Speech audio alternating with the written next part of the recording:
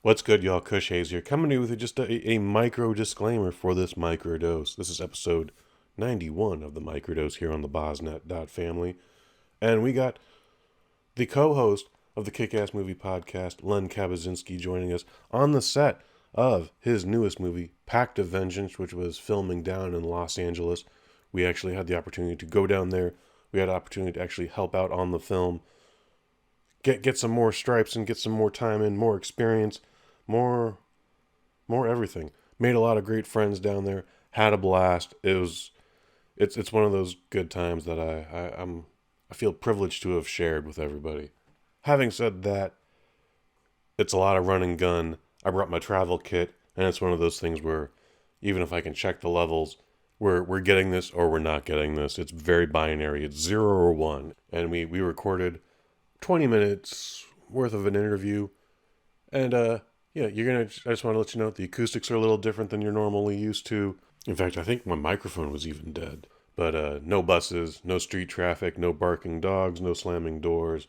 It's a good time. So, huge shout out to the crew I was a part of this weekend. Steven, Jenna, Juan, you guys kicked all sorts of fucking ass. And I sincerely appreciate having spent this time with you and being a part of your crew. And let's do more of this sooner than later. Stick around, Microdose 91, Len Kabasinski on the set of Pact of Vengeance, starring Leo Fong, John Micklethor, Petey Avalon, Diamante. IAmSoLoco. Hit the music in 3, and in 2, and in...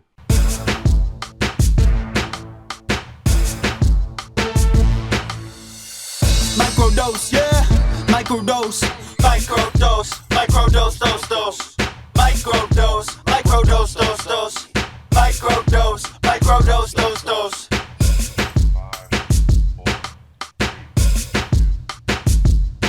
What's good, y'all?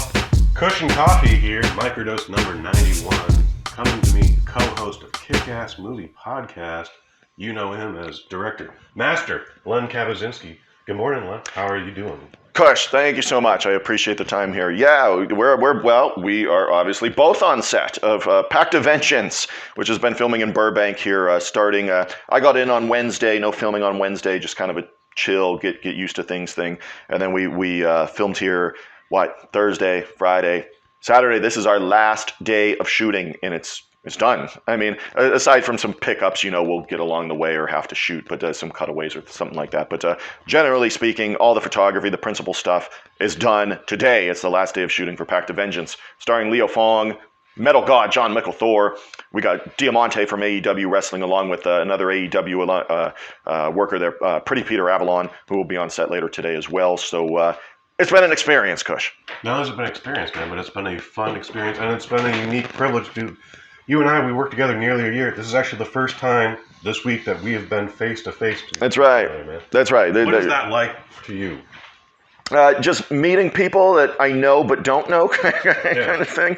I've worked in theater and stuff a long time. I've done a few movies at this point too. I'm always used to going on a set where I don't know everybody kind of thing. Mm-hmm. It's not my filmmaking stuff isn't something where, an average film of mine probably has 30 to 40 different people on set.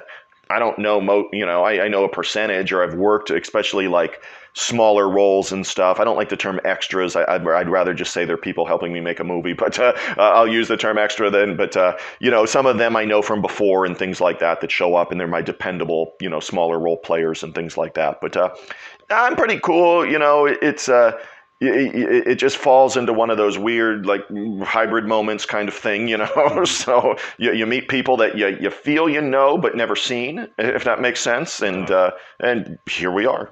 It's been a lot of fun, man. It's been a privilege working on this. I like, one, being a part of the Wolf Pack, the Killer Wolf Films Pack, and two, just you've assembled a really fun crew here, man. Everyone's about their job, but no one's a hard ass either. Like, we're all just trying to get your dream realized, man. And how does that feel? Yeah, it feels good. Usually with that, though, they know everybody coming in. I'm very much an alpha with things, so there's no room for other hard asses because there's me, kind of thing. And I think I'm generally a good vibes kind of person. But even on this one, there's where California, especially like wrestler Peter Avalon that lives out here in Burbank around where we're shooting, and he's real good vibes, California chill guy, kind of exactly what I expected out of somebody like him, and his attitude and personality really chill, cool. Me, I think I stay that way for the most part. I think I'm pretty zen with most things, but even Len needs a moment where it's just like, even after the shoot yesterday, I'm like, I have to get away from everything and just go sit in a park somewhere and take some breathers for an hour. Kind of thing. I need to chill out. I need to go get a stiff double whiskey or something and just chill for a minute. And last night was that night kind of thing, where this is in this one we had to do some guerrilla things or some adjusting, which I'm out here I'm real nervous about, because at home I have a lot of resources that I can make something happen generally at the last second. But out here I can't, because I don't have anybody, I have Leo, but he's 93, so, Right. Which, you're out here, first time in, 5 years you've been out here? Oh, no, I much longer than that. I think the last time I was out here would have been for like a Fangoria, like big convention when they used to do those kinds of things, or when I was more interested in attending those kinds of things, and then they just became really stale and boring to me. I don't know, probably 2003-ish, something like that would have been the last time I was out this way. What is involved in the shooting out here in California? Like, are these the last shots you had to get, or is there still something to do after today? No. Today's the last day of filming. Basically, we did it this way because, one, Leo's 93. Two, everything else was shot in my area. Everything without Leo was shot in my area. Luckily, though, it's not something where, and I was really cognizant of this with Leo's participation in this one, is what I didn't want people to think about was he's going to have a David Carradine capital punishment kind of appearance, meaning in capital punishment, David Carradine sits behind a desk for 2 scenes. They shoot him behind a wheel of a truck and then his appearance is over. Leo does not have that. He's consistently throughout this movie as a 93-year-old man. He appears throughout the movie. He's behind a computer, I think, twice. Then he's blowing people up in alleyways. He's doing things, kind of stuff. So it's just not him sitting on a green screen. It's not him sitting on a phone, throughout his appearance. He's got a variety of different scenes in this movie, kind of thing. So that's one thing I really wanted to make sure people would know. I've got messages already saying, "Is Leo Fong healthy enough to do a movie?" And so, I think he's pretty good. He's 93, mentally sharp as a tack and stuff like that. And I intentionally put him last ups because I knew this would take the most coordination. You were there. We were on a legit hospital set yesterday, which I was pretty happy about. With me, it's, you're never going to get a scene, probably a whole scene 100% the way you either wrote it or envisioned it. So there is those tiny adjustments. At the same time, with me, I find out in my scenes, I'm really looking to get shots that I really, really want within those scenes right. So if there's one thing, for example, yesterday, evil nurse walks down a hallway, and I wanted a track shot as she's walking down this hallway, walking right towards the camera as it pulls back and she follows it down, which is a really hard shot to get, without a dolly track or whatever. But I think we did it, and that's a moment where I'm like, yes, I'm happy with this already, kind of thing. If you get the one shot I really want, I'm usually pretty cool with things. Has there been a shot on this set or even on the East Coast where you're just like, why isn't this going right? What are we doing wrong? Let's workshop this. Actually, it would have been yesterday with the nursing one for sure. I think just because we had wheelchairs accessible, so we could sit in the wheelchair with the steady rig there and just pull his camera back along, have somebody scoot him back in the wheelchair. And in theory, it would work. But the problem is where we're at, it's a set, so you can't be too high with the framing and stuff, because then you see it's the Evil Dead 2 principle where you can see the guy eating lunch up in the rafters in a blooper and stuff like that. You could have totally seen that on this set. So you see the top of that, you see that it's a movie set and not an actual like hospital, with a ceiling and things like that. There is no ceiling, it's just beams and things. So composing that and still getting the shot we want, I think that was challenging. But Stevens, our director of photographer, Steven Steinberg Bacher, thinks we got it, and okay, great, because I will be really, really, really happy if that turns out the way I want. In a best case scenario, in a perfect world, we wouldn't have had the COVID, and this movie would have already been done in the can. Yeah. What was the process into writing this movie? I wrote this movie over 2 years ago now, and it was a much different film. The only people attached would have been Leo, John Michael Thor, Samurai Cop Matt Hannon was involved in myself. And then the pandemic happened, so I basically shut down, any kind of Indiegogo campaign or anything like that for it. So, I mean, obviously we weren't going to get it made. Then the pandemic, a lot of the restrictions start to end. And as it's coming, I'm thinking, okay, I'm going to look at my script and this and that. And then Matt Hannon, he thought Samurai Cop 3 would happen, and that's kind of his thing. You know what I mean? If that happens, I understand you're going to drop out of mine to do your thing you're most known for, kind of thing. Right. So I understand all that stuff. And he said he couldn't come out for it. And I said, okay, I understand. And some other things were going on, the Trump presidency thing. He was a big Trump supporter and things like that. So there was a lot of just different things going on. And I thought, okay, it's cool because now it's far enough that I haven't launched any fundraising for it yet. I'm going to figure out what I can do. And that's when I thought about, AEW was starting to become a more popular thing. It's not even, even a year and a half ago or so, it's not even as popular as it is now. So it's really grown. So I thought, you know what, I'm going to try to get some who I feel are, up and coming and growing in popularity wrestlers. So, I contacted Peter Avalon. I contacted Priscilla Zuniga, or Diamante, if you will. And they were really, really two of the best calls I made for this one. They were really, really cool. What can we look forward to today? Today we are at a park, like a serene-looking park. I don't want to spoil anything, but we're at a serene park where we have a conversation with Leo Fong and his granddaughter in the film. So we'll film that. You probably take about an hour to shoot it. So we've got that, and then we've got a fight scene that's supposed to take place in a dojo.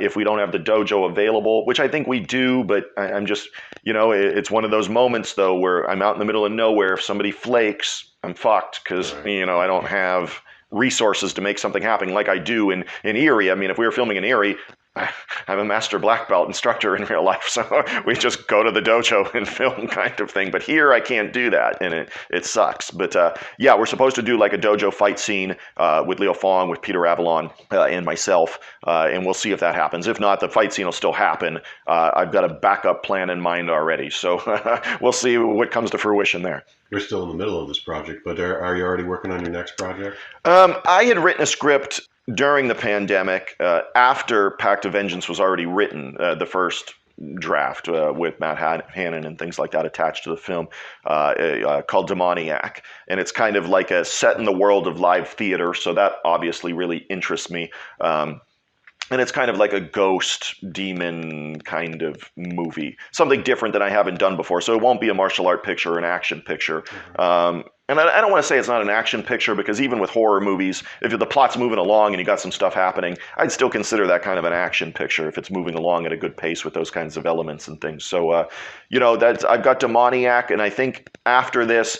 I want to go back and do like a lower scaled production kind of thing. I think I need to, after this one that was more, stressful, chaotic kind of thing. I'm going to scale it back and do something smaller and something, maybe not use too many name people or anything, and just try to put something small together and see where my enjoyment really lies in all this kind of stuff.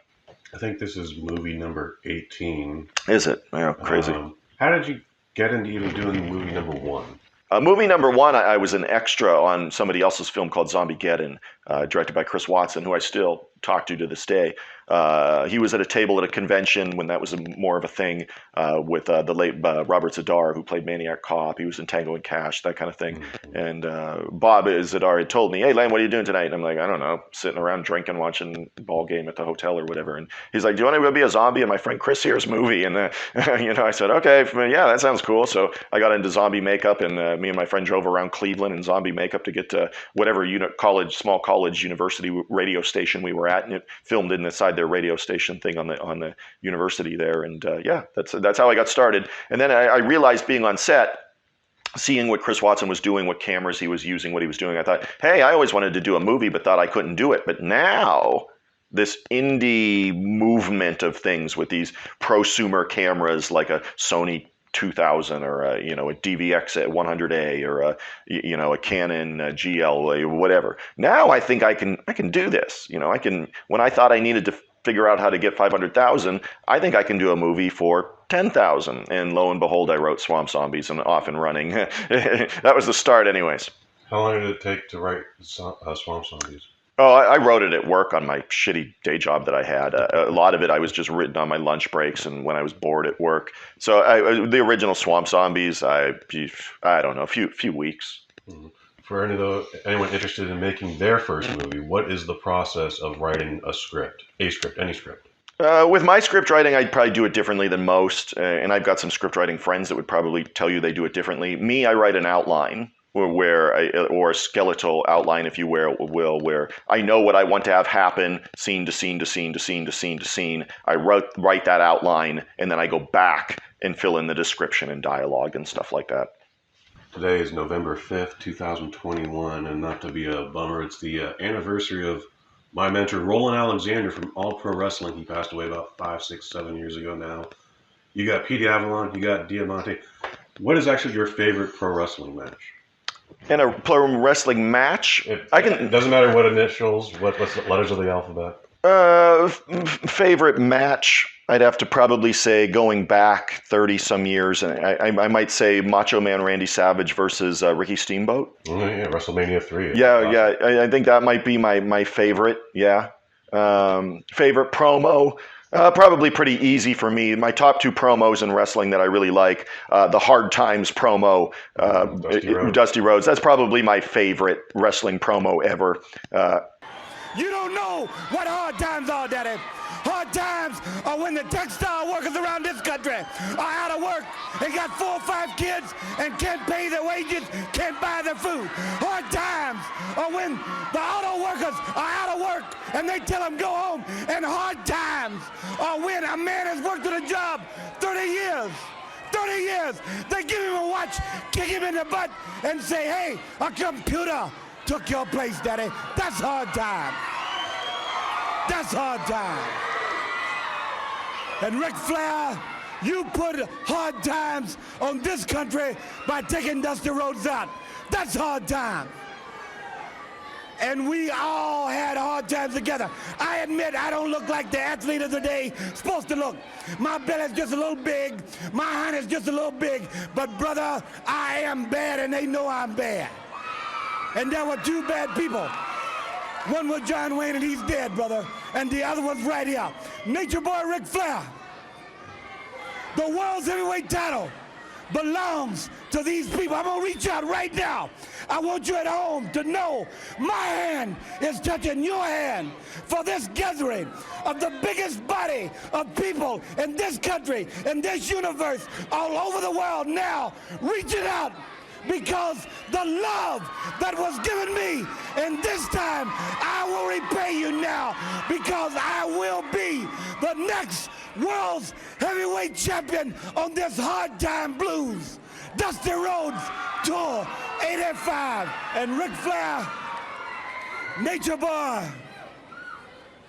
So yeah, I'll go with the Hard Times promo is my favorite. The cream of the crop would probably be second from Macho Man. So that kind of stuff. But I was big into like WCW when that really boomed with the NWO and stuff. I thought that was a fun period for wrestling, the Monday Night War kind of era. But now I get into it, and AEW's kind of made me interested in wrestling again. And I think it's a fun. They involve some fun talent involved and stuff. So I've been kind of mildly getting back into it here and there with AEW. AEW, to be honest, I got to go with La Mas Dura. I do like Diamante. I think for a female, she cuts really good promos. I hope they explore that more, because I think in terms of somebody speaking in front of the camera and stuff and cutting things, she may be the best she has.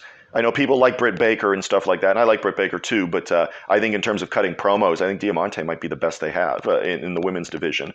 I like a lot of the other stuff they got going on there. For a male wrestler, I don't know, there's so much. I like Pentel Zero Mito. I like he might be my favorite male talent that they have. And what they do is kind of amazing. They're amazing athletes. Have you ever done any exhibitions with any of the pro wrestling promotions on the East Coast? I used to be many years ago, 12 years ago, probably something like that, when somebody doing my films, Brian Anthony, him and his brother would do tag team stuff, and they'd be at like NWA East in Pittsburgh or something like that. I would go as like a guest manager, and we were heels, obviously, so I'd show up in my Killer Wolf Films t-shirt and be their manager, and maybe I went into the ring and super kicked the referee or something to help them win a match or something. And I'm not a wrestler, but they said, well, Len, if you get in and want to do something, what could you do? And I was like, well, they want to get this kid in the other match. Him and his wife are having a baby, so we have to injure him. So do you want to come in and do? And I was like, well, I can flip over him and do like an arm bar and transition to an arm bar and break his arm, and he can go out holding his arm, and then he's off wrestling for 3 months, so he can really enjoy his child and stuff like that. So I've done like flip over arm bars. Obviously, super kick comes fairly natural to me, being a master level black belt. But so I've super kicked a bunch of people before. I think we got to get you super kicking some more people in the ring, just to some exhibition, just to some promos, just get some good promotion. Len, if there's any more Indiegogo stuff, let's plug those now. Yeah, I think the best thing going forward with Pact of Vengeance now, with the Indiegogo ending and stuff like that, the best place to go is my Patreon. Everybody there is going to see the movie before anybody else. I would anticipate hopefully getting it done in the late springtime kind of thing. But the first people that'll see the film Pact of Vengeance with Leo Fong, with John Micklethor, Diamante, and Peter Avalon, it's going to be on my Patreon first. So that's patreon.com/KillerWolfFilms. It's only $2. There is a $5 level, but I only ask for $2. So, check it out there. It'll definitely be there. There's tons of behind the scenes photos and pictures of it, as we go along. I cut my own podcasts as well and things where I talk about this kind of stuff. So I think it's well worth your $2. Yeah, you did such a great job on the Kick-Ass Movie Podcast promoting Best of the Best for December. You mind giving that another run? We got that coming out December 29th, New Year's Eve week. Yeah, I love Best of the Best. And with it, I think it still has that very 80s feel to it, and I think it was at the tail end of the 80s when that came out, maybe 89 maybe, but it's one of the martial art movies that does have like that kind of more of a humanitarian component to it kind of thing, where it's not just this macho martial art movie. It really feels like almost a real life. There's some things like that going on in it, and that's what I like about Best of the Best. But then it reminds you with some goofy moments that it's still an 80s movie and stuff like that. But yeah, I've always liked Best of the Best. It's got one of my favorite endings to a movie too. So hopefully you tune into the Kick-Ass Movie Podcast for see me and Kush talk about Best of the Best. Yeah, I just watched that the other day before we came out here, and still get chills up the neck, man. It's a good time. Folks, I do some other stuff around here. Check out Microdose. You're listening to the Microdose. Check out Sweet Science Cinema. That's coming out November 26th. New Thanksgiving week. Me and Jameel Hemphill, we're going to be talking about Rocky IV, the Ultimate Director's Cut. That's going to be a badass movie, man. I'm looking forward to it. 40 extra minutes. No robot, though. We're going to see if all that makes any sense. Also, check out the Waffle Box, waffleboxpod.com. Me and friend of the family, Mike Fish. We talk about everything and nothing all at the same time. It's the best part of Wednesdays, waffleboxpod.com. For Len Kabasinski, I've been Kush Hayes. You've been you. Too sweet, baby.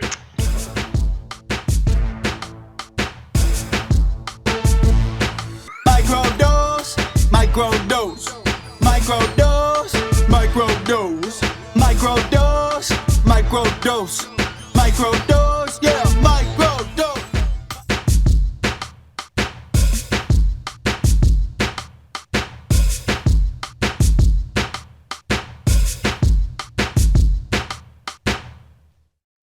From the BosNet family. Maybe I went into the ring and super kicked the referee or something to help him win a match or something.